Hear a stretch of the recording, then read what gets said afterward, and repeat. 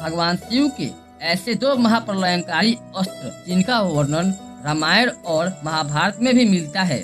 आखिर कौन थे ये दो अस्त्र और क्या ये पशुपतास्त्र से भी ज्यादा शक्तिशाली थे? तो दोस्तों, अगर अभी तक आपने हमारे चैनल को सब्सक्राइब नहीं किया है तो अवश्य कर ले। तो चलिए दोस्तों, अब करते हैं ज्ञान की बात। भगवान शिव के दिव्य अस्त्रों का जब जब जिक्र होता है तब तब पशुपतास्त्र और साथ ही शस्त्रों में सबसे सर्वश्रेष्ठ त्रिशूल के बारे में अवश्य चर्चा की जाती है।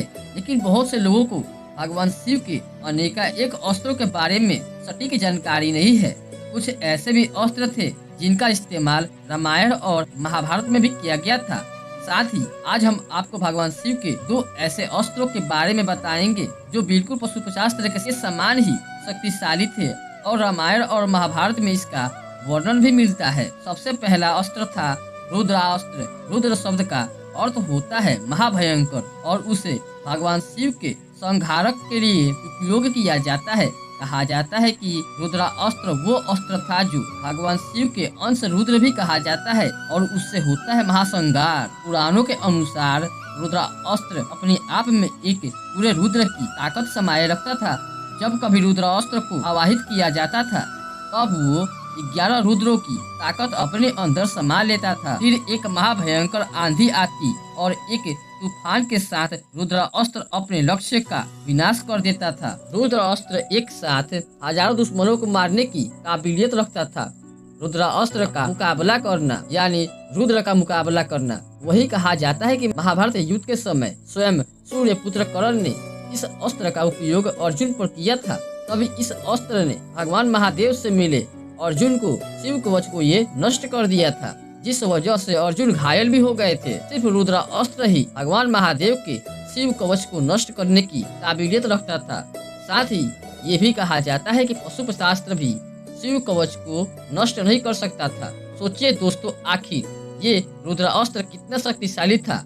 अब बात करते हैं भगवान शिव के अगले अस्त्र की, जिसका नाम है महेश्वरास्त्र। महेश्वर शब्द का अर्थ है वो जिसकी इच्छा के अनुसार संपूर्ण ब्रह्मांड चलता है। महेश्वरास्त्र वो अस्त्र था जिसमें भगवान शिव की तीसरी आंख की शक्ति समाई हुई थी। जब भी महेश्वरास्त्र का आवाहित किया जाता था तब भगवान शिव की तीसरी आंख से निकलने वाली आग की तरह तेज आग की लहरें अपने लक्ष्य पर पड़ती और उसे नष्ट कर देती। ये ज्वालाएं इतनी तीव्र, इतनी ताकतवर होती थी कि इस सृष्टि की महात्म शक्ति को भी नष्ट करने का सामर्थ्य रखती थी। जिस तरह क्रोधित भगवान महादेव को सिर्फ भगवान विष्णु ही शांत करते हैं, या किसी और शब्दों में कहे तो भगवान शिव और भगवान विष्णु एक दूसरे को संतुलित करते हैं, उसी तरह महेश्वरास्त्र को शांत करने के लिए एक ही उपाय था, वो ये कि इसके खिलाफ भगवान विष्णु की बनाई गई किसी भी अस्त्र का उपयोग किया जाए। लेकिन कहा जाता है कि भगवान विष्णु से किसी भी तरह की अस्त्र का प्राप्ति करना बेहद कठिन होता था। महेश्वरास्त्र को अगर उसकी संपूर्ण शक्ति से चलाया जाए तो वो शिव जी की तीसरी आंख की तरह पूरी दुनिया को भस्म करने की काबिलियत रखता है।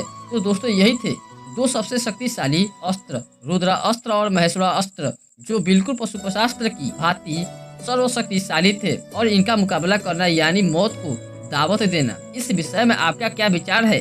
कमेंट बॉक्स में कमेंट करके अवश्य बताएं। और अगर ये वीडियो आपको पसंद आई हो तो वीडियो को लाइक करें, चैनल को सब्सक्राइब करें, क्योंकि आपको ऐसा वीडियो हमेशा मिलता ही रहेगा। धन्यवाद।